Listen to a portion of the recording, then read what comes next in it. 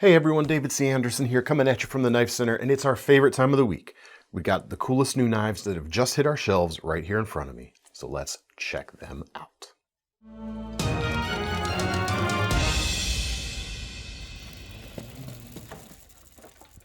All right, it's less than a week to go before Christmas, but there is still just barely enough time to get your hands on some of these new knives before Christmas, if that's what you're looking to do. I'm just looking at our shipping calendar here on the website. This video posts a little bit later in the afternoon, so if you're ordering today when this video posts or the next day, make sure to select 2-day shipping, and then on Monday you should still be able to get stuff shipped overnight if you are in need of something you see here in front of us or anything else on the site that is in stock. Let's start out though. Let's get into the knives. First things first, we've got some new pocket fixed blades to take a look at, and they're designed by a good friend of the channel, Igor Bortolussi. You folks may know him from his interviews we've done with him at MKM. Well, he has since started his new brand called StraightLine EDC, and we've got the Alley and Erny fixed blades for you to take a look at. But rather than me telling you about them, we're gonna go talk to the man himself. Let's take it to Igor. Hey Igor, how you doing, my friend? Ciao, David. Ciao, guys. I'm doing great. Welcome to the StraightLine headquarters. It's great to see you and great to talk with you and your great audience. Hey, it's good to have you here, and I know it's your headquarters because you got a lot of logos in that picture right now. Sure, you can see that. Yeah. Well, welcome. I'm really excited for your debut knife designs to be hitting here, the Alley and the Erny. Tell us a little bit about what you're going for with these knives and with the StraightLine project. So yeah, so basically, when I started this project, the first thing I was thinking about the brand. The brand is called StraightLine, and the idea behind the StraightLine brand is because, and the claim is easy they carry. So basically, the idea is to try to make everyday carry easier if possible, and maybe even more enjoyable with my products. Straight line it recalls the easiness because it's the easiest and quickest way to connect 2 points on a plane in geometry. And so I want to connect people with EDC in the easiest way possible. That's a great concept. Speaking, thank you. Speaking about the knives, so when I was starting, I was like browsing, and thinking and having, trying to design something, and trying to get an idea of what I had to design, and I wanted that to be special because it was my first knives and my first products. And so at a certain point, I got caught from an old drawing of my daughter. She was 4 when she did it. Obviously, living in a house with me, so full of knives. Her drawing attitude was a little bit affected by Yeah, by yeah, all the knives. that's definitely going to have an impact for sure. Exactly. So I was looking at this knife and I said that could be interesting. And the concept to have something for my first knives that has to be special, it was connecting to this. So I said, okay, I will take that drawing and made it live. And made so try to obviously refine the lines, etc. Try to make a real effective knife design. And and obviously, it came to my mind that the first names of the knives has to be for named after my kids. So Allegra and Ernesto, Ali and Ernie. So here's the knife. I've got it right here. Quick rundown on the specs for those who are interested. And I assume you're interested because you're watching this video. 2 3/4 inch blade, roughly M390 steel. We've got several different handles: G10, micarta, carbon fiber, wood, I think. But several different options. You can check them all out at the link below. Tapered tang, which is a really cool thing. And grip-wise, it's about a 3-finger grip for me, but you've got this nice hidden lanyard point at the back so that you can attach something there and get your 4th finger around that to add to the grip if you want. It's a neat, tidy little package, this Alley, Igor. Your daughter did a great job. You should definitely pay her something for this. She already asked me. Yeah, no, it came out really nice, man. Yeah, thank you. I really love it. I really love all the things. So basically, the thing I was sure about what would be the first knives to I had to design was the category and the genre. That was pocket fixed blade because I really love them, and it's also this love start also thanks to the guy on the other side of the camera. So thank you, David. Thank you. And so yeah, the all the size, the specs, etc. that I wanted to put on this knife.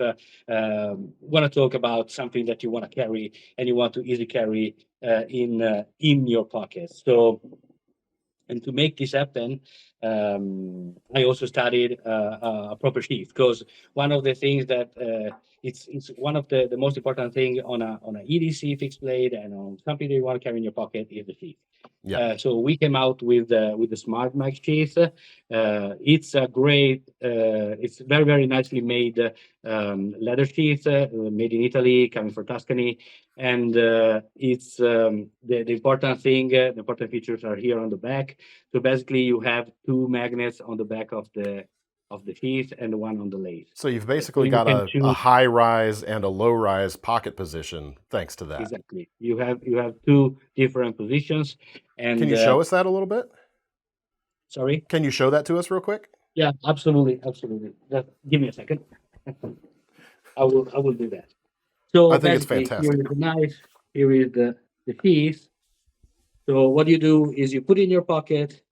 You can put it here. Is in the deep carry position. So basically, the knife is hidden, completely hidden inside of the pocket. And this is good when you're in some places or in some situations where you don't want to show off your knife. Yeah, absolutely. And but being a pocket fixed blade, one of the main reasons to have a pocket fixed blade is because you want to use that and you want to have a good access to that. So what you do is basically it's very easy. You just use the two fingers and a thumb inside, and you slide in the other to the other magnets, and you have the handle sticking out of the sheath and the pocket. Excellent. And very easily you take it off and you can use it. Then when you finish, you put it back, and then you can have it.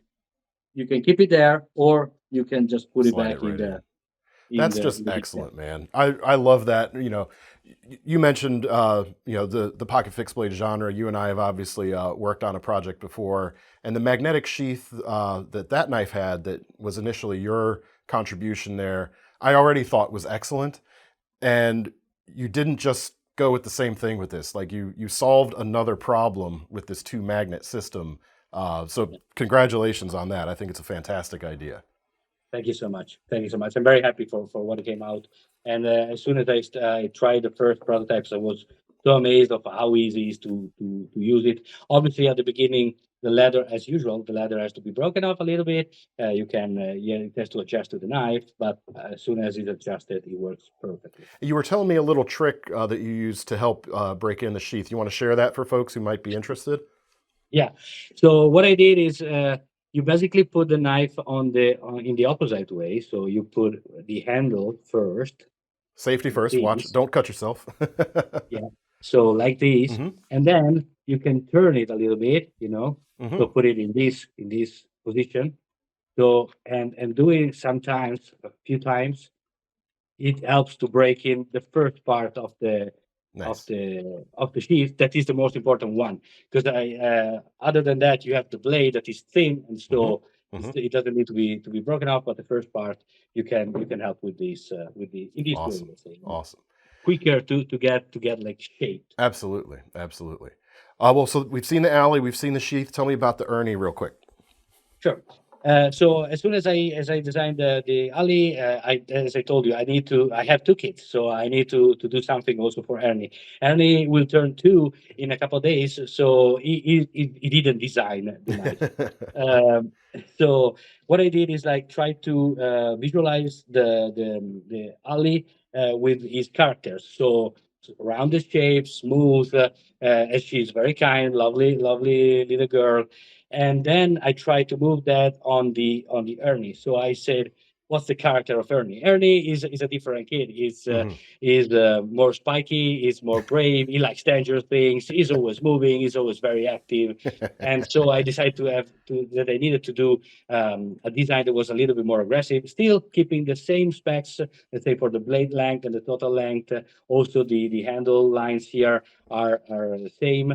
But what changes is the blade shapes. Obviously, the blade profile that is rubber tanto, and also the handle milling in the alley is more rounded. In this case, we have some angles to recall again these different character that Erny got from alley. Same like tapered spine, say, taper blade, and also the handle is tapered. So I kept those specs because they were really necessary for these kind of knives to be usable and to be what I would have liked. Sure. Yeah, the ergonomics on both work out really nicely. I like that taper to the handle. It gets a really balanced, really precise feel in the hand. So when you want to do those real fine detail stuff, you can do it. But there's enough there, especially with this handle, that you could put some muscle behind a bigger cut when you need to. Yeah, I think you already spoke about the lanyard hole. Yeah, the I lanyard mentioned that a minute ago. Yeah, it's very cleanly done too on that, nice and hidden away, so it doesn't spoil the lines of the knife if you're not a lanyard person.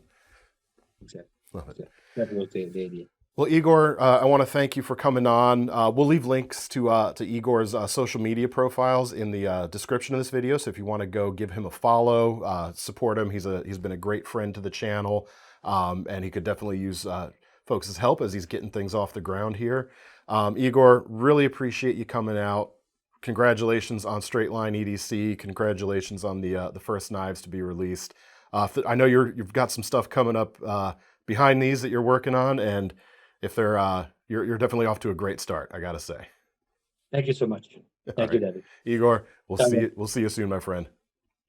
Bye, guys. All right, thanks again to Igor wholeheartedly. And as I told him off camera after we'd finished recording, the cool thing about knives is not the numbers on a spec sheet, but the cool things about knives are the stories behind them. I've said this for a long time, and these two knives definitely have a story, and Igor definitely deserved to be the one to tell you. So thanks for having him on. Thanks for watching. But we have plenty more to take a look at as well. If pocket fixed blades aren't your thing, plenty of folding knives here for you to take a look at. Let's start with Vosteed, two new knives that have just hit our shelves. And Vosteed, more than any other company right now at least, I think is doing more to push their game forward, or push the industry at large forward with locking mechanisms. They're not kind of going with one thing. They're kind of trying a bunch of different things and trying to push them forward. Here are two of them. The first is a great little compact EDC with a 3-inch 154 cm blade. This is the Marten. And the lock on this one right here appears to be a button lock. In truth, it is a button actuated compression style lock. And we say compression style because that name, compression lock, is still owned by Spyderco, even though the lock system is off patent. And we don't have a good generic name for this. And we've actually tried. Thomas can attest to this. Oh boy. Seth and I we're sitting around trying to come up, like, what do you call a generic compression style lock? Because we don't like top liner lock necessarily, even though that is what Vosteed is using them, and no disrespect to them, because it is daggone hard to describe in a snappy sort of way, yet generic sort of way, what's going on right here. So anyway, it's easy to see why some may refer to it as a top liner lock, because you have a folded liner on the top side rather than on the underside here, which well, here's a perfect example with this Sencut we're going to take a look at here shortly. But anyway, it is actuated not by a cutout in the tab the way Spyderco does on most of theirs, but by a button passing through the front side of the handle like Spyderco does on some of theirs. That makes it very fidgety, and finger safe closing action is achieved as well, which is very nice. As you can see, flick it open or close just by holding the button down and swinging. You can do that quite easily. The thumb studs, of course, work quite well also. And it's a great basic pocket knife shape. That drop point is very adaptable. You've got enough belly there for very effective slicing. The tip is still very usable. Aluminum handles, compact in the hand. It's about a 3.5 finger grip for my slightly larger than average hands. Smaller handed folks might be able to get a full 4 fingers in this main section right here, no problem. And there's a little bit of a choke up area here. It's not quite, falling into what we think of as a finger choil, but there is space there to get your finger up in the choil area to give you a little bit finer control of that tip at the expense of a little bit of blade length. But that's the thing with this locking mechanism. You need that little bit of space to accommodate the button passing through the handle right there. So they're not actually taking away more than could be there on this particular design. We've got a deep carry pocket clip. It is reversible. The aluminum here is fluted and feels quite nice. This is the green aluminum, but several different flavors can be had at this point in time. 5 different ones are on the menu, in fact. So there are options. Both handle and blade finish combinations differ depending on which. But yeah, solid feeling, compact EDC. This should be a pretty easy knife for most folks to carry. Doesn't take up a whole bunch of space, yet thanks to the strong aluminum for the handle and the strong lock there, it feels capable of lasting a good long time. Price on this is $99. I didn't think I mentioned that yet, so there it is. This next knife is a little bit more expensive at $109, and this is the Shilin cutter from Vosteed, featuring their Vancor lock, which is one of a few locking systems on the market right now that behave like a button lock in that you can do all that button lock, wrist flick, open and close stuff by pushing, but it happens to be the pivot, or pushing right on the pivot, that actuates the lock. But as you can see, the action is very nice. And several different opening methods with this, which you didn't see on the Marten, but that is something you see on a bunch of Vosteed's designs. We have a rear flip, which works nicely. We have a front flip, which, predictably, because I've never been the best at it, maybe it just requires finding the right spot on there. This one, yeah, there you go. It works fine if you know what you're doing. You've also got thumb studs for a standard flick. I haven't tried to reverse flick it yet, but let's give that a try. No problem there as well. And then, of course, the wrist flick thing as well is also going on. So lots of options right there. The blade, if I hadn't mentioned already, is also 154 cm and is 2.9 inches long, but it doesn't quite feel like a 3-inch knife thanks to the width of this leaf-shaped blade right here. The white G10 is nice and strong, the lock feels nice and strong, and that really backs up this broad, powerful feeling blade. The width is good, you've got a crown spine, you've got a full flat grind to keep the slicing feeling nice. And thanks to the shape, the tip drops down fairly aggressively, which means you can do things on a knife with a lot of belly like this that you might normally reserve to something like a Wharncliffe style blade. Think of the way this tip angles down, where you can really take advantage of the power and piercing capability of that tip. You can kind of do that with this knife as well, in a similar fashion, thanks to the geometry right there. And it still points quite naturally if you're using it to, say, open boxes and packaging, that sort of thing. That is a very easy type of angle to get used to and we're very accustomed to and in love with, quite honestly. So there you go. The Vancor lock on the Shilin cutter. Feels nice, looks nice. Nice, I guess.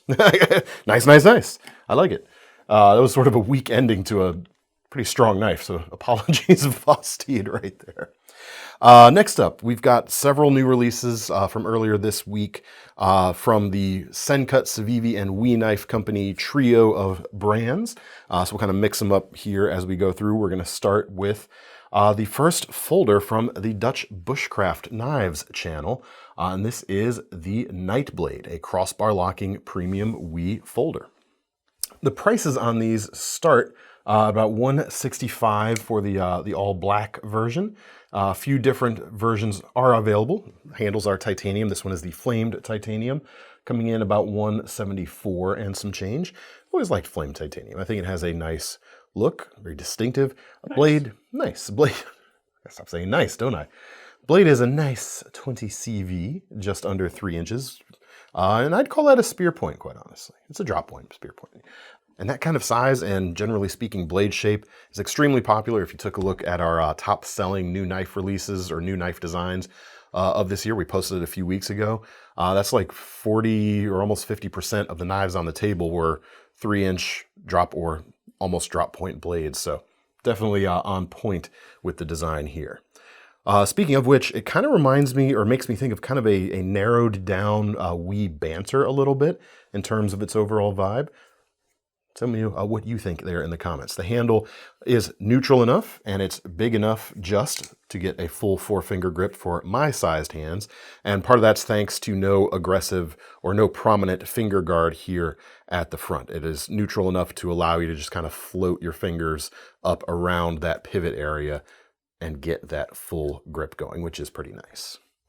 Pocket clip is reversible, almost deep carry. You've got a crossbar lock, which is ambidextrous, which is good thanks to the ambidextrosity of the clip as well. It's a very lefty-friendly knife. No thumb stud or anything like that. You would say the typical opening method, the way most people open crossbar locking knives, is just pull the bar back and flick it open or closed anyway. And you have the nail nick here, which suggests a two-hand open, but really this is very easy to open with one hand using your thumb. If that's the way you like to open knives, don't let the lack of a thumb stud turn you off of this. As you can see, very easy to do. But it's a crossbar lock. It's way more fun to do this anyway, right? I mean, I think so. There you go. Check it out. The Nightblade crossbar lock knife from We Knife Company and Dutch Bushcraft Knives. Congrats, guys. Nice. Nice. Next up, from CIVIVI, we have the Neurohaptic, which is a Nitro V button lock flipper, definitely falling into the tactical category side of things. And these are coming in, they started at a very nice price, actually, $69 even. So there you go. This one right here is an extra 70 cents over the standard $69 versions. Those have G10 handles and a Nitro V blade. This also has a Nitro V blade and a G10 handle, but it is shredded G10. Almost looks like a shredded carbon fiber. Really cool, and it almost feels, it feels less like G10 and a little more like Richlight or Paper Micarta, actually. Yeah, I stand by that. It's got this nice matte smoothness going on too that you don't typically associate with G10. So that feels really nice. In addition to these, there is also a Damascus blade version with carbon fiber for the handles. And just take a look at the picture. That's it looks like a G10 base with a carbon fiber top layer. That one is coming in at like $91 at this point. But let's check out the handle. Definitely full size right there. As I am fond of mentioning, and some folks are tired of hearing me say, I do have slightly larger than average hands, meaning I wear, depending on what glove company it is, either a large or extra large typically. And even if I'm wearing a pair of gloves, I'm going to have enough length on that handle to get a full grip, as you can hopefully see right there. You've got a prominent ramp here at the back for really anchoring the knife in that forward-facing saber grip. You've got a very aggressive clip point to the blade. Nitro V is going to hold its edge quite well and be very tough for rougher use shenanigans. And the blade stock is thin enough that it's going to slice pretty well. And the extra toughness of the blade is going to help keep it from getting brittle or getting fragile. So that's a nice consideration too. Nice Strovie. Nice Strovie blade. Excellent. Nice one, Thomas. We have a reversible pocket clip, not quite deep carry because you do have a G10 backspacer protruding at the back to give you a lanyard attachment point there at the back. Let's check out the action on the button lock. It's quite nice, very lefty friendly as you can see, and the pocket clip is reversible to facilitate left hand use as well. Yeah, ball bearings in the pivot, nice flipping action, nice. We'll have a nice counter for this episode. Oh man, that's a lot of nice work. Just making extra work for you, because I'm a nice guy. You've also got the fuller here on both sides, which allows not only a reverse flick, which is a lot of fun, you can also use it as a kind of rolling thumb opener. Use it, or start your thumb here towards the back, or towards the front, and you can slowly pull it back towards the terminus of the fuller here at the back as you rotate it open. Very cool knife. I like the weight of it. It's not too heavy. It's going to be light enough to not weigh you down as you're going about your day-to-day, but still give you a ton of capability. It's about 4.3 ounces or so for that 3 3/4 inch blade. Speaking of bigger blades. Some folks are definitely out there who don't like these 3-inch drop point-ish blades and crave some bigger things. Well, we've got a few more for you as well. The next, so that was the Neurohaptic. The next CIVIVI is the Photonix. These start at just over $55. That gets you a 14C28N blade, which is very similar to your Nitro V that we just looked at. Those come with G10 or Micarta. Micarta is like another $1.75 or so versus the G10. This version also is available with Gaborsha wood and a Damascus blade, and I believe this is with a 10CR series steel core to that, which gives a very distinctive look the way they etch this, and good performance out of this steel as well. $89.50 for this one. The blade itself, 3.7 inches long, nice and broad with a classic, or a nice and broad drop point. There's 2 more nices in there, Thomas. A couple of broads too. Ding, ding, ding. We're not going to start a broad counter on this one. And similar to the Neurohaptic, thin enough on the blade there that you've got very good geometry thanks to the flat grind on this. And the swedge, of course, is a nice thing too. As for grip, you do have this prominent ridge here in the middle of the handle. For me, it does sit right between my my middle 2 main fingers, which works well. I can see this pinching some folks, depending on how you want to hold it. In fact, I can feel a little bit, depending on some alternate grips that I am kind of engaging in right here. So that's something to keep in mind. Deep carry pocket clip, flush mounted and inset.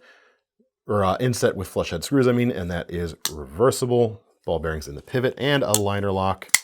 Great flipping action. I mean, it feels like typical, which is to say very good CIVIVI action with the flipper or the thumb studs. Interestingly, in some ways, this is something that kind of frustrates me with CIVIVI, but in this case, I think it's going to pay off well.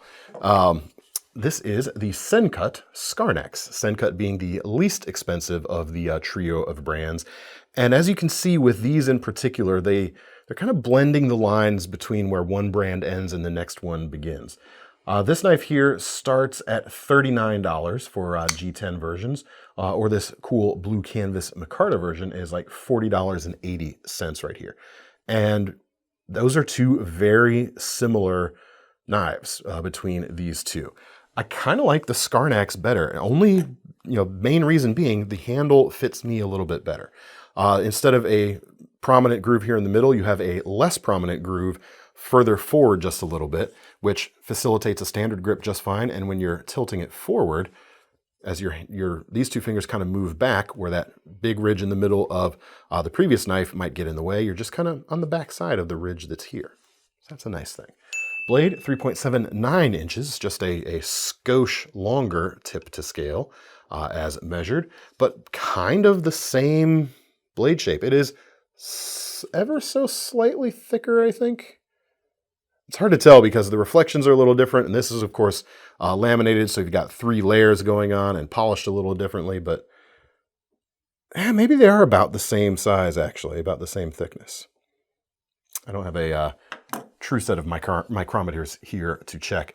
You've also got a slightly higher grind panel on the flat grind of the Sencut right here.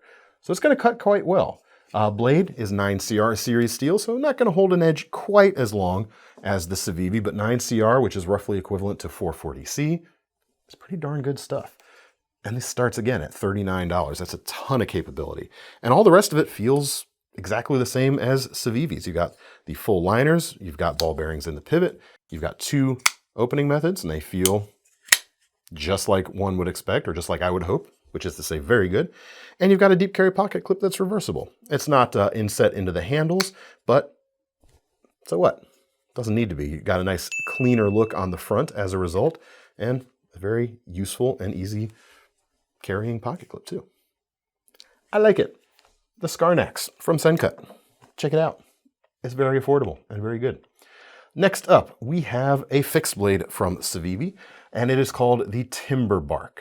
These start at 59 and some change for G10 models, 61 for micarta, 61 and change, 63 and change for the Gaborsha wood version here. And they all come with Sandvik 14C 28N steel. And the look of this knife, it's kind of hard for me to not compare it to the aesthetics of stuff like the Ontario Rat series or the Essie series knives. It just lives in that ballpark, but it is a very different knife than those. It's smaller, less heavy duty feeling. I mean, this, check it out. I mean, it's only a 3-finger grip on the knife for me, as you can see. 4th finger there, I can get some retention thanks to this braided, box braided lanyard here at the back. So you've got that option, but this is more of a smaller companion knife or even an everyday carry knife. Not a big, hard-working, well, could certainly be hardworking, but not like a heavy duty, like bulletproof survival knife, which those other brands truly kind of embody. This is something different. Enough about that. Thinner on the handles here, as you can see, so it's going to carry nice and flat. Very full flat grind with another wide drop point shape going on. The length is 3.2 inches. You've got a little bit of a large, kind of oversized choil here, but not quite finger choil sized, at least not for me. I mean, it's getting me right onto the sharpened edge right there. I'm just going to hold it back here for most of the time. Doesn't have thumb scallops per se, but you do have a deeper milled area here around the front bolt, giving you the feel of a thumb scallop without it actually being scalloped out. But that's going to make pinch grips quite nice. I can see this being a small hunting knife if you're okay with a small grip like that, I guess. I usually think hunting knives, I think a lot of folks like a longer handle, even with a smaller blade. I don't know. Hardly my real area of expertise. So hunters, if you're out there, let me know if you happen to be reading this. But it's a cool, well-built knife. The price is really good. It comes with a full-featured Kydex sheath, plenty of attachment adaptability thanks to the slots and holes here on the front. Comes with CIVIVI's T-clip, which is designed by Bob Terzola, hence the T in the T-clip. There's the Terzola logo, in fact. Basically, it follows the same hole pattern as your standard Tech-Lock, but it trades out one of the holes on each side for a slot, giving you way more adaptability in how you can attach this to whatever sheath you happen to have, even if the holes on it aren't a standardized spacing. So there you go. That is the Timberbark. Last but not least, from We Knife Company, we have the Hyphen XL, a Gavco Knives design. 5 new versions of this just hitting the site. The least expensive of those coming in at about $259. You got a 3.5-inch 20 CV blade, so very high performance in terms of your edge retention and stainlessness, equivalent to M390 if you're more familiar with that. Aggressive blade shape. What should we call it, Thomas? Sheep's foot. Really? I'm proud of you. Moving past your reverse. Nah, it's a harpoon reverse stand. We were this close, people. We were this close. Anyway. So yeah, those start at about $259. This version right here features a Damasteel blade, which in typical We fashion means they're going to more than double the price, coming in $629 for this one. You've got the Damasteel performance, so RWL/CPM 154 levels of edge retention, toughness, and stain resistance. You've got a hollow grind on this, which is, we're starting to see a little bit more on premium particle steels than we have in the past, which is a pretty cool thing. Keeps the edge, or the geometry right behind the edge itself, very thin, which is going to help it bite quite nicely. And the milled pattern on this titanium handle here has been really high polished, so it removes a lot of like the high sharp peaks that might come with this type of texture normally, and has a real, it's not slippery at all, but it has this kind of like, slick is the wrong word too, just this zippy handle texture. I don't know how to describe it. The word will come to me tonight in my sleep, I'm sure. Maybe I'll tell Thomas tomorrow before this video goes up. Spoiler alert, we're filming this the day before it goes up today. The other feature you get on this super expensive one is a crystallized titanium pocket clip. It's this close to sounding like I knew what I was talking about, Thomas. I don't have a lot of faith in you getting that word in there.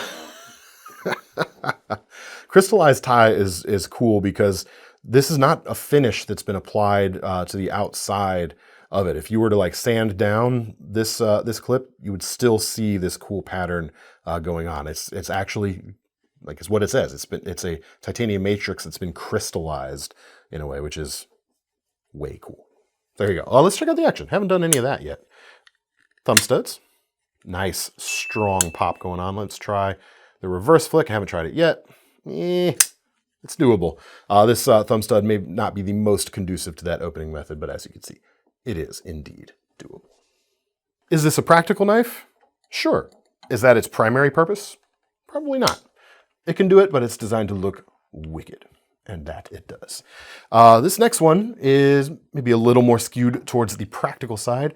New Spyderco, the Techno 3, a Martin Sleesh design. This is coming in at $300 right now. This is still a small knife like the previous Technos, but the blade has grown a little bit. This is a 2.64-inch blade with a modified sheep's foot profile. What do we call it on the website? Let's just for kicks, let's find out. They got it right. All right. Hooray. CTS XHP steel on this, so that carpenter-made steel, which is sought after these days for sure. Good edge retention, decent toughness, decent stainless as well. It's good stuff. Did I mention the price yet, Thomas? Maybe. If I didn't, it's a $300 knife at this point in time. You have chamfered titanium handles. You have a titanium pocket clip. No visible screws from the outside, but you do have this kind of filler cap on the end of it right here, which is pretty interesting looking. Feels pretty decent in the hand with its 3-finger grip right here. Feels solid despite only having a 3-finger grip. I mean, it's not a dainty knife for sure. It's built to, work as well as its size is able. And I think it'll do that. Flipping action's quite good. What more do you want to know about the Techno 3? Let me know in the comments. I think it's nice. Next up, a few more to round things out. This next is the latest from Ken Onion's Karbon Knives brand. That's Karbon with a K. And this is the aptly named Smokeshow. And this knife is a daggone Smokeshow. I mean, this is... Here's the thing about David C. Anderson, if you're unfamiliar. Most really high-end knives, I like them. They're great. They're fine. They don't really get my blood going, though. Maybe it's sort of the thing, it's the same part of me that knows I'm never going to be able to afford a Ferrari, so I pay more attention to the more affordable stuff. This, however, made me stop in my tracks. I opened up this knife and I immediately stopped what I was doing. I walked over to Seth and said, hey, you have to look at this.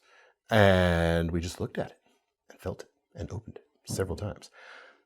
Because it's beyond nice. This is indeed a Smokeshow. It is $355. You got a 3¼ inch M390 blade. I don't want to use this word inappropriately, but a bulbous drop point, but it has a sense of motion to it. The whole knife does, but this blade really completes that picture. It looks like it is diving and ready to strike, and it is phenomenal. Full flat grind, sort of a bead blasted looking finish in this case, very fine texture. Oh, it's smooth. It's so nice. It feels so good. Titanium handles, really awesome inlay work here. Copper foil carbon fiber is the prime material right here. The pivot here, I don't even know what this is because it doesn't say on our website right now, but it is gorgeous, whatever it is. I like it. And on the back, you get that as well with the words again, Thomas. Man. Pivot collar? The pivot collar with the screw, the pivot itself being accessible from the back, so you can adjust tension there if you need to. You've got a milled pocket clip. It looks like a laser engraved pattern on here.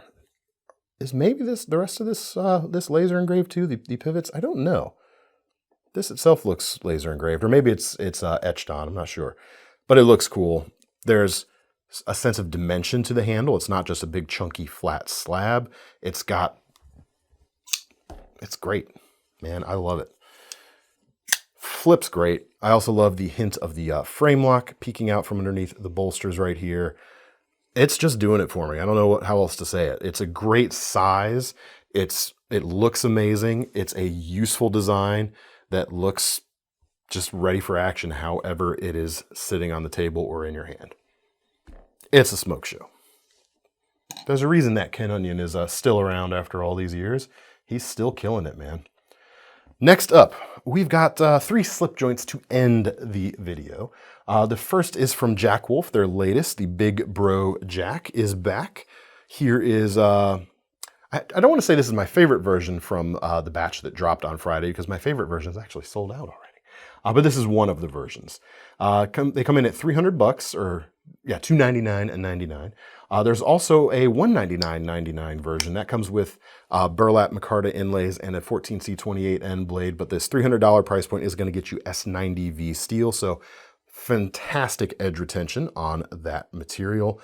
Full height hollow grind. So again, very, very thin behind the edge and maintaining that up until it starts to bow out towards the top of the hollow grind right there. Black titanium in this one with carbon fiber inlays. This is Black Dunes Fat Carbon. And it has a really cool, subtle look, almost like blackened Damascus. I like it. As is typical with Jack Wolf, that walk and talk is uber satisfying. Just, I don't know how else to describe it, man. It's resounding. We're going to go with that. Long pull on that blade to make it easy to open and close. The extra walk and talk on there is going to make it a little less likely to close on you when you don't want it to. Feels like a hard working slip joint with the aesthetics of a higher end custom for sure. As is typical, fantastic. The artwork on this one for the Big Bro Jack. Here you go. You got Big Bro and you got the little bro here with the slingshot. You're teaching him how to shoot. I like that a lot. And of course you got stuff like a pocket slip, cleaning cloth, and collectible inside there, featuring that artwork for this release, as is typical Jack Wolf. Typical, not boring. It's like typically amazing. It's a nice thing. It's a nice standard. The next slip joint is actually, it's an offshoot from Finch Knife Company, a bit of a higher end offshoot. They're calling it Wheat State Cutlery, and this is the first release called the Peacemaker. Coming in $265 with a 2.7-inch M390 blade. And actually, this is the first time I'm getting a hugely good look or up-close look at this knife. The blade is really well done. Really nice, I'd say. Full flat grind, very thin geometry. This is going to slice like an old school slip joint, but of course with M390, you've got the edge retention of a fully modern folder for sure. The handles on this one are marbled carbon fiber with gold bolstered titanium for the primary structure. Also available are wood. What is that? A burl wood option, as well as a Red River carbon fiber. This actually looks like it's got a little bit of texture on it here from the pictures, and with different anodized colors for the titanium parts, depending on which one of those you go for. Feel in the hand is quite good on this carbon fiber version. It's got a little bit of thickness to it to kind of fill you up right there and give you a solid hold on that blade. I'm just really liking how thin the blade is in this case. And there's a softness too, thanks to that carbon fiber there. Not like a squishiness, but the matte finish on it just is inviting. It's almost silky to the touch, and I like that. Walk and talk. Not quite as snappy as the Jack Wolf's are, but few things are that snappy. There's nothing wrong with that whatsoever. You've also got a half stop, just like the Jack Wolf there as well. On a non-locking knife especially, that can be a well-appreciated thing. It's just a little extra degree of safety built in. So there you go. That is the Peacemaker from Wheat State Cutlery, which is Finch Knife Company. Last but not least, for a more affordable slip joint, we turn to RoseCraft with their Overall Creek farmhand slip joint, which is very clearly living in the Sodbuster lineage of slip joint folding knives. $60 for this. You got a 3-inch D2 blade, not super thin, but plenty thin enough. With a almost full flat grind, this feels like a very durable working blade, and the handle is meant to not really look pretty. It doesn't look bad, but it's meant to be there and get the job done.